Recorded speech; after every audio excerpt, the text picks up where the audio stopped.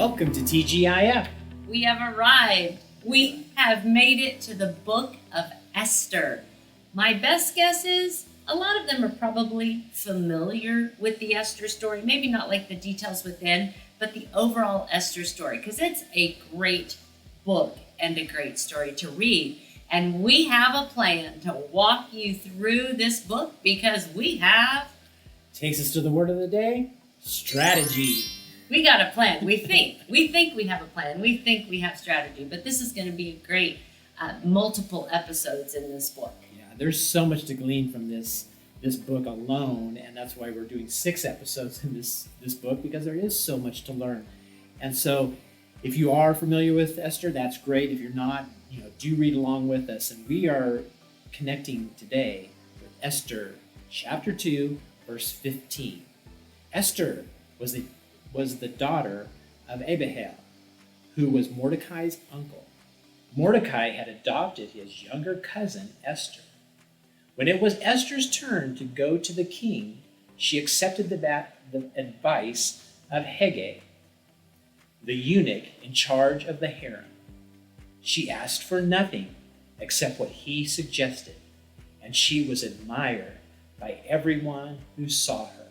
What a place to be, to be admired by everyone is one thing, right? Because we see people on Facebook trying to get the admiration of people. But she wasn't seeking into that. That's why I think it's so important for us to kind of hone in on Esther and to understand more deeply. Because we all can have strategies in life. You have a strategy, how to deal with me. We all have strategies, right? And it's when it comes to this life that we live, some work out, some do not. And what I have learned is that when it's God's strategy in your life, it's always pointing to what we are focusing on here is that we are designed for purpose. God's strategies will always point you to what your design is for His purpose in this life. And so if you're finding you're not hearing from God or understanding God, maybe it's because they're your strategies, and rather than allowing God to embrace you with the strategy. And I think one of those strategies that we see right here is to be humble. Esther is so humble, and she is kind. She doesn't ask for extra things. We don't know if other people were asking for things, the other virgins that were coming before the king, but she just asks whatever. She does what she's told. And that walking in that humble kindness really, to me, shows I've learned a lot in life that, that as we learn and grow, that it's important to be people who are humble and kind in places. And sometimes God just wants us to be quiet and just to go. So God's strategy for you is always there. It's hard to understand. And when we look at the start of Esther and the tragedy of this story, her parents are both dead. We look at the Midrash, tells us a little bit. The Midrash is a book that comes alongside and tells about the Jewish history.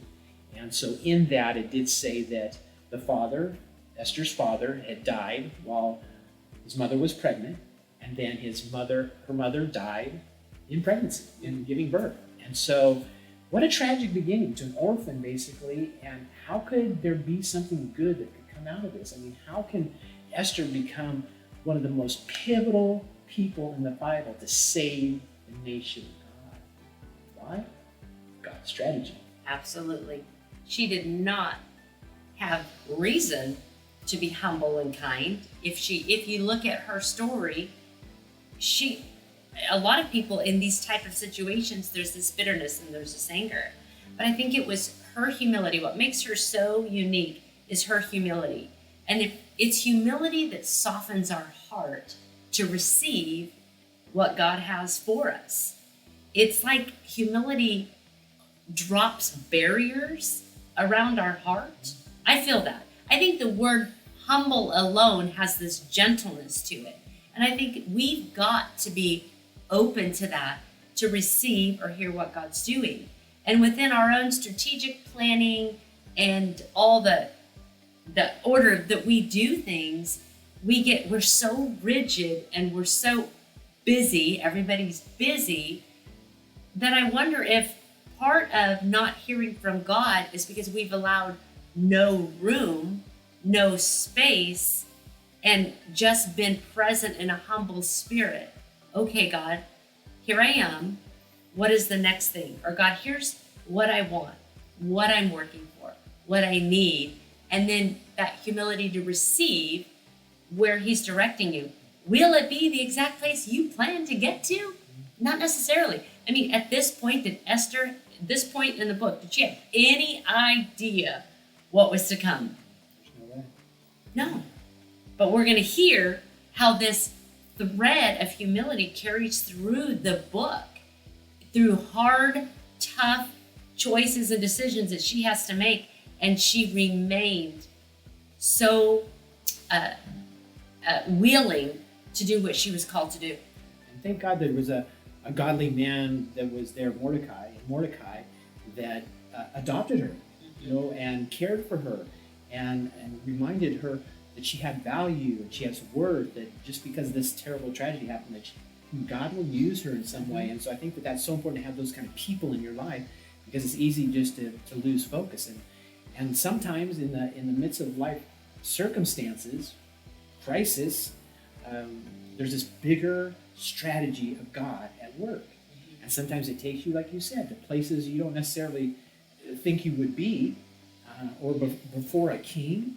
I mean, here we have this young woman that's going to go before a king, and how intimidating that must have been, and how it would be easy for her to think how unworthy she is. Mm-hmm. And so the opportunity opens because of Queen Vashti and her position with the king. And so in that movement of God's strategy to make this space, you just got to start asking yourself, okay, God, what are you doing here? We're going to find out some of those things, but what are you doing here? And how can we learn from that there was a design for Esther? Long before Esther was born, there was a purpose and a design. And she is navigating that rough waters. But like you said, that humility is so key to it. And God's got a perfect purpose for each of our lives. And maybe you can ask yourself before you venture on into the rest of the chapters, is what part of Esther's story do I resonate with in these first couple chapters, really hearing the start that she had in life, but still how humble she was. Maybe you have a story that you still kind of hold on to as bitterness, maybe something that happened in your childhood, or something that just wasn't really what you wanted for your life. But are you still allowing God to work even so? Because Esther got to the next place of where God would use her through the help of Mordecai, which was awesome. So that importance of walking on a journey with somebody is so important, I think, to our growth. But that whole idea of humility, gosh, that's tough. When you look on the Facebook and everything that's out there, you see people, they're trying to get the admiration of people, get the following of people. I need 1,000 followers, 10,000 followers. And I'm nothing, right? I'm nothing, or I have no purpose unless I have 10,000 or 20,000 followers. And people are commenting on everything. And the reality is, no, you're so much more, because God designed you. Yep, that gentle spirit within you, God will use it in mighty ways. So as you go about your week, ask yourself, how are your strategies working? Like your plans, are you where you wanted to be? And are you doing the things you want to do? Which there's planning is good. Planning is good. And we need to do that.